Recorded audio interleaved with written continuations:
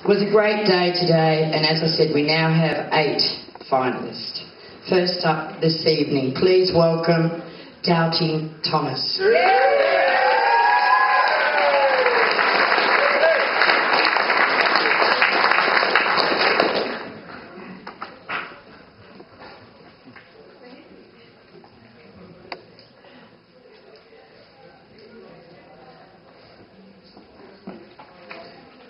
Ladies and gentlemen of the jury,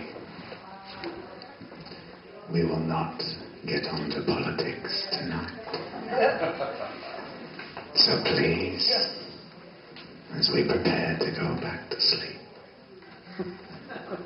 allow me to welcome you.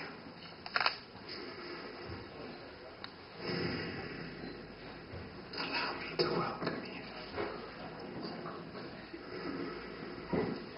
to the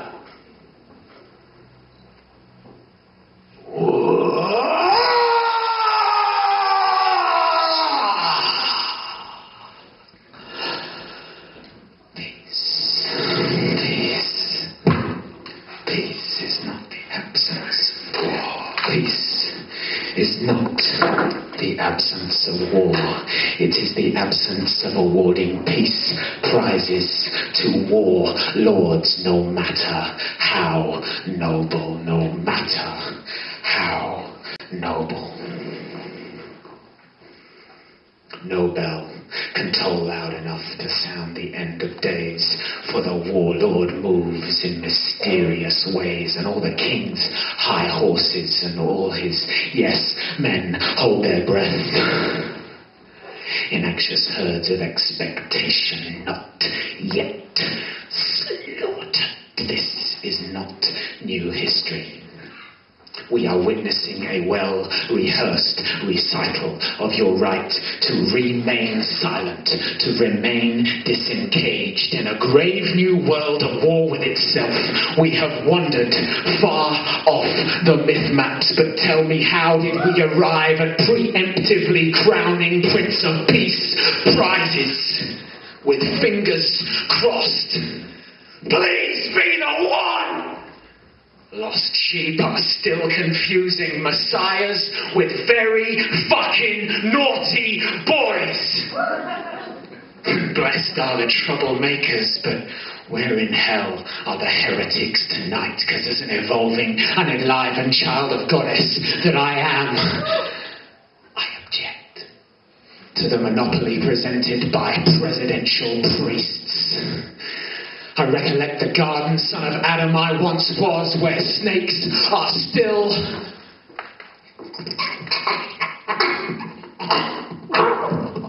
swallowing their own tales of temptation. And Eve leaves home angst-ridden at 16. She's off to tout the world with her pale white flesh to sink your teeth in.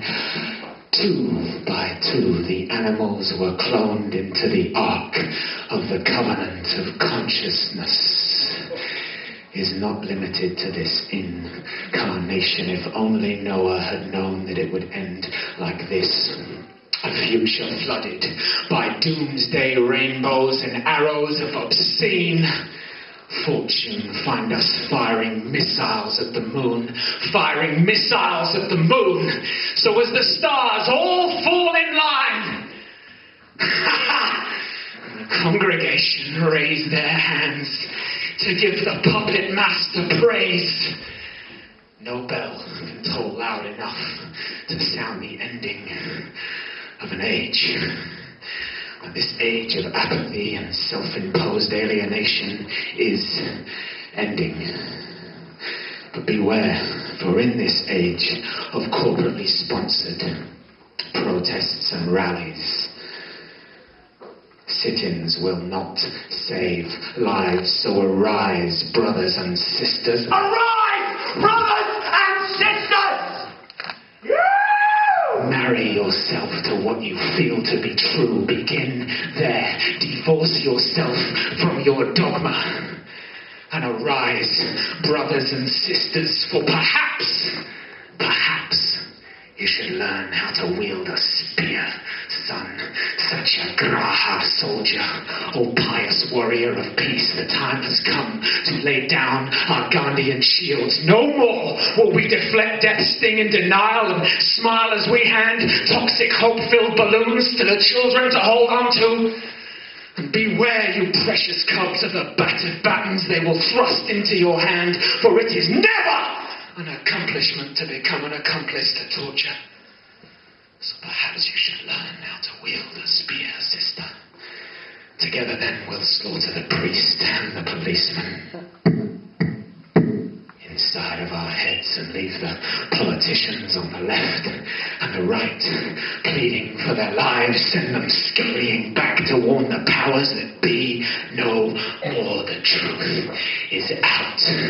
The foundations of this house are not democracy but death. So tell me, how then will they protect the plantations when we, repentant slave masters, return from our mourning and start cutting locks, weaving our whips into nooses that await the king's throats? Because while we were fundraising for that elusive, imaginary revolution, fair trading our countercultural t-shirts, there's a mutiny approaching, as certain as the rising of the New Year's sun. And whosoever believeth in her shall not perish, but shall decompose, ashes to eternal rebirth. And there will be blood shed, yes, there will be blood shed, not for our sins, but for our liberation. So tell me, how then will they protect the plantations when conscripts tear off uniforms, turn around and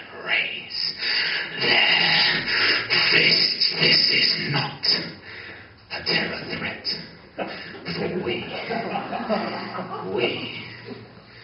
are the war without end in this extinction existence. As the cities come ablaze, these burning beacons of this coming insurrection. So be wary, precious cubs, what you learn. Be wary also, you teachers, you elders, you storytellers, of what you pass on. For statistics and facts and 2-minute sound bites will not suffice. We need the stories of old. We need the stories of old. So with that in mind, is there anyone on board who can tell me a story? As lately, I just find myself craving conversation as the bombs continue to drop from on high. The hostess is handing out new sets of earplugs. Please, sir, take a seat. The seatbelt sign is on. We're approaching some disturbance ahead, and in spite of the imminent danger, they keep screening the illusion of meaning between empty aisles, chewing canned laughter that's sweetened with ad breaks, and so does my fucking heart! From our birth canals to our dying sighs, is there nowhere we can undertake these pregnant questions? What if history is not finished yet? What if this in-flight entertainment is a piss poor recollection of our collective consciousness? What if the Enlightenment blew a few bulbs that were meant to be left on, and now we light up the night till there's no sign of these stars left to guide us except these prepubescent idols offering instant insights at 3-minute intervals between product displacement ad breaks, and so do our hearts. So is there anyone on board who can tell us a story? Because we just need to get back to sleep. It's not the nightmares that scare me, but the deviant daydreams we're dealing ourselves. Myths of heaven and hell exist in these temples. You do not need a middleman for mystical experience. We've mistaken salesmen for shaman hawking hope in new packages. But amongst these wounded dreamers, are there any elders present? Because out there on the streets they're still screaming, send more paramedics! Someone stretcher us to safety! Like on the first day of school beneath these freshly ironed uniforms, we are all still shit scared. ourselves, of each other, of appearing to be weak. Yet beneath these short-lived soul skins, there is nothing left to hide, and so much still to seek.